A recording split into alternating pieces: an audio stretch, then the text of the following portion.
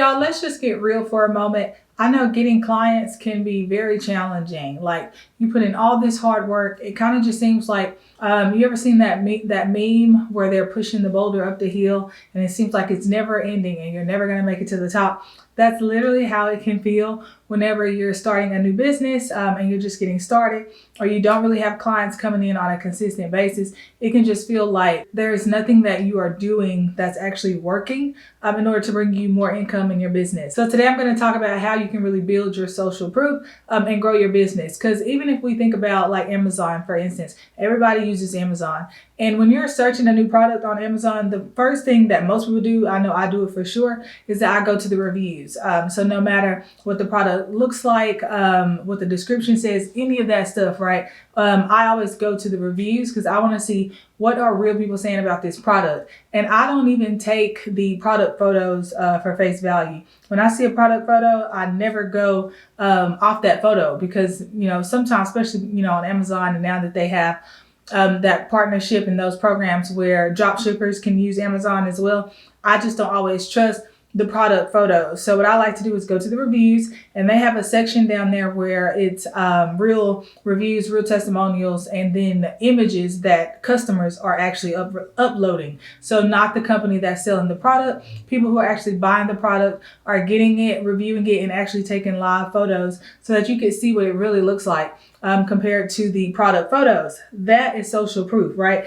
And that is like the number one thing that 9 times out of 10, somebody's going to do whenever they purchase something on Amazon, right? You're going to go to the reviews and see what are the real people talking about when it comes to this product, and do they recommend it or do they not recommend it? So you have to take that part and implement that into your business. And so in this video, I'm going to show you exactly how to do that. So most people think that you need to have this big elaborate plan when it comes to bringing in testimonials in your business. But the reality is, especially for new business owners and startups, is you just don't have those reviews. You don't really have people who have invested into your product and just are willing to give you reviews because you don't even really have sales, right? So something that you can do, and I feel like most people kind of put this on the back burner or they don't even think about it, and that is the micro wins. So not even just related to your business, but what are some ways in your life that you've helped other people, right? So let me give you an example so it makes sense what I'm saying. Let's say that you are a fitness instructor, right? You're some type of personal trainer, for instance, and you're just now starting your coaching business or your personal fitness business, whatever that is, whether you're selling meal plans or whatever, right? You're in that realm or that industry.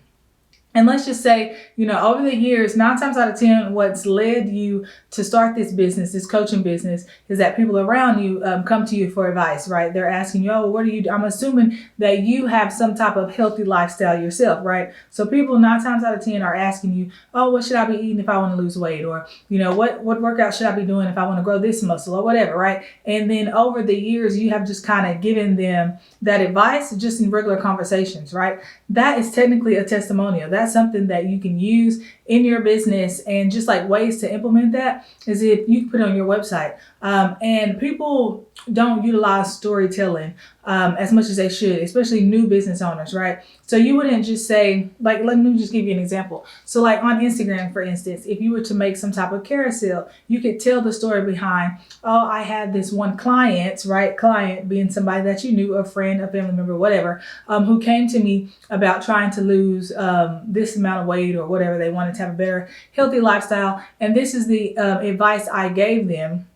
And then tell the result, right? So what happened from them receiving your advice. So, and then say, oh, well, my friend ended up losing 40 pounds or whatever, whatever the situation was. That is something that you can use as a testimonial, and that's social proof. So even though it didn't come directly into the business that you just started, you could still pull from different experiences. Even if you are working, like you're starting this coaching business, and then you've worked in corporate or something, right? You did customer sales, I don't know, something like that.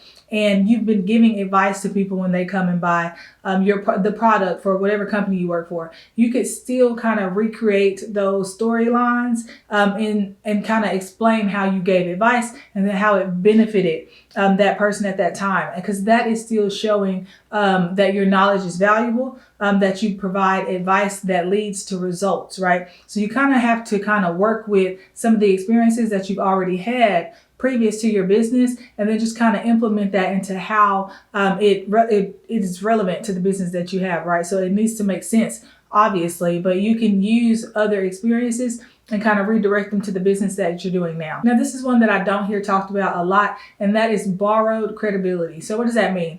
That means that you are associating yourself with someone who has, like a higher level of following, or maybe their business is established, and you have some type of connection with them, and then you can leverage their credibility. So I'm going to give you guys an example, because I like to give examples so you can kind of understand what I'm saying. So let's just say that, let me give you a different scenario. Let's say that you know a particular, or even if you don't know, that's the beauty in this. Let's say you don't even know somebody who has, let's say, 100,000 followers on Instagram or social media, whatever, right? And they're in the industry of fitness, just because that's what I already gave y'all. So we'll stick to that example. So let's just say that there's some type of fitness guru. They have 100,000 followers, whatever. They don't know you, you don't know them, but you go to their page and you comment on something. Maybe they just posted a meal plan or something like that. You go on there and you say, what do you think about, implementing this into this meal plan, or asking them what's the benefit of so-and-so, I don't know, eating greens or something. What is that going to do for me long term, or what changes does that make? Anything, just drum up any type of conversation regarding the content that they've posted, and then hopefully they respond, right? And then you're engaging with them and y'all are kind of interacting through comments, right?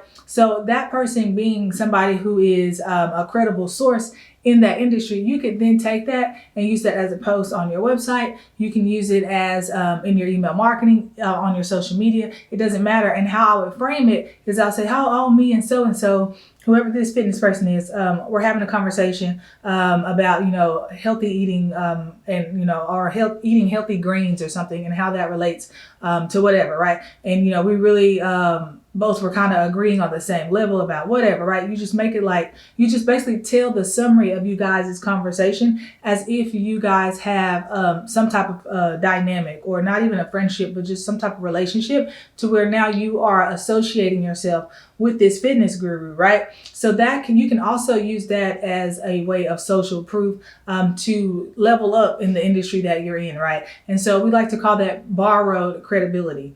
And so you don't want to, just be out here lying or making up things, right? You want to actually have these conversations, have these interactions with certain people in your industry, and then leverage those conversations as a way to establish your own credibility. Okay, now let's talk about case studies. So everybody, I'm sure, is familiar with what a case study is, but I'm going to tell you how to implement it into your business and in your marketing, so that, of course, everything that we're talking about, we're trying to build social proof, right? So when it comes to case studies, it doesn't have to be some elaborate study that's been done where you started with this client and you guys went from 1 month to 6 months, and these are the changes we made over the month. It doesn't have to be that elaborate, right?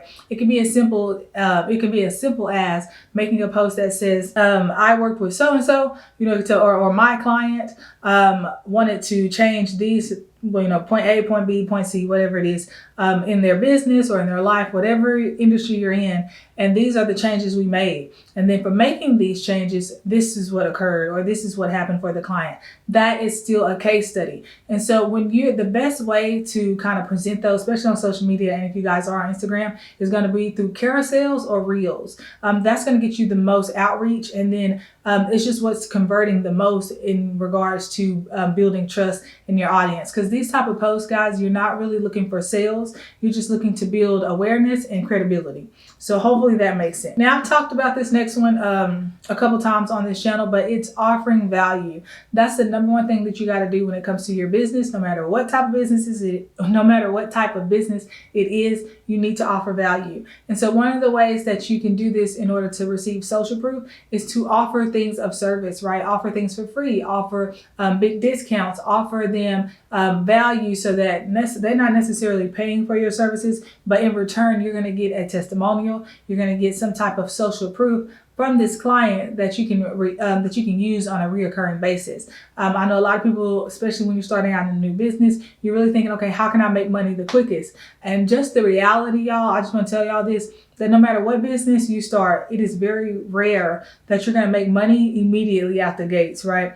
At the end of the day, if you're looking for long-term success, if you're looking for long-term freedom, and you're really trying to build a business that's going to last, those beginning stages, you shouldn't be focusing on making money. Like a lot of people in this world of entrepreneurship like to preach, oh, quit the 9 to 5, be your own boss, all these things. Yes, that is the goal long term. But realistically, when you're starting out in a new business, that's going to be the most challenging time. 9 times out of 10, you're not going to be making money right off the bat. You're going to need a way to sustain your income or your lifestyle, whatever that is, unless you have, a different situation. Unless you already got the money saved up, unless you have a partner, there's different ways to go about it. But if you need money to sustain your lifestyle, just to provide the basics like food and housing, those type of things, there's nothing wrong with having your 9 to 5. You're just gonna have to work around it in order to set yourself up to one day not work the 9 to 5. But in the beginning, the mindset in business is not making money. It's how do I build my brand first? How do I build my audience? And then how do I convert that audience into sales? So that's just kind of the trajectory of it. So when you're thinking about, oh, well, I'm giving away my service for free, or I'm giving this product out for free. Now, product-based businesses are a little different. I wouldn't be just giving everything out for free. But before you start that product-based business, you need to have allocated a certain amount of funds that's going to allow you to freely give away your product, because nobody's tried it. Nobody trusts it. You're going to need those reviews, and you're going to need to have that part of your business to where you're offering a discount or where you're giving out your product for free to let people try it, that type of thing. Even when I had my soap business, I think I told you guys, I started a soap business for people with eczema, and I would go to trade shows, not trade shows, but what is it called? Markets. I think it was called markets, some type of market, to where I would go out, set up, had my little booth, and even though I was also selling my product at these markets, I was also giving out free samples. So, because that's the best way to allow somebody to make a purchase, to build trust with that client. I remember there was times when I'd be at market and we would be in buildings to where, maybe there was access to a bathroom or something like that. And I was selling soap bars, right? So organic made soap bars. And sometimes when people were hesitant, oh, well, I'm not really sure. I think I'll pass. I'll have a little pop-up thing, the little display that was there with like small samples of the soap. I'm like, okay, yeah, no worry. Why don't you just take a sample, go try it in the bathroom? What do you got to lose? Come back, tell me what you think. There was not one time that somebody didn't take that soap, come back and not make a purchase, because that they're trying it out, right? And now I have those people as reviews, but that's a whole nother story. So getting back to offering value, you have to be willing to give things up for free or for high value in the beginning, right? So you might be on the losing end in that beginning stage, but you're banking on those reviews and those testimonials that it's going to help you increase your sales in the future, right? So I hope that makes sense to you guys. Let me know if anything I'm saying is just not adding up, or if you disagree. Like if you have a different perspective, let's all hear it. I want to hear what you guys think, how you're running your business. So let me know in the comments below. Now, the worst thing you can do is get all of these reviews and these testimonials and do nothing with it, right? So once you are getting your testimonials and you're getting these video testimonials, the emails, the questionnaires, whatever it is, you want to be utilizing those things in your marketing. So adding it to your email, adding it to social media, like I talked about. There's putting it on your website, having a page on your website that is just designated for reviews. You'll see this a lot. Sometimes with businesses, they'll use the actual post on social media and just take a little screenshot and put it on the website, because this lets your audience know and people visiting your website, these are real reviews, right? It's not something that, this company created on their own and just kind of incorporated in their website. You can literally see that this was posted on Facebook, this was posted on Instagram, wherever they pulled that review from, they just take a screenshot and then upload it to their website. And so this is the best way to show that you are credible, right? That they can trust you because other people have trusted you. That's literally the whole point of all of this. So I hope you guys are taking away some valuable things from this, okay? And if you need more insight and you want exact templates on how to do this, I actually left a link below in the description about how to do this, how to utilize social proof in your business. So if you guys want to check that out, just check it out below in the description. The link is going to be there. All you got to do is click it. Now, I hope you guys learned something from this video, and I'll see you guys in the next one.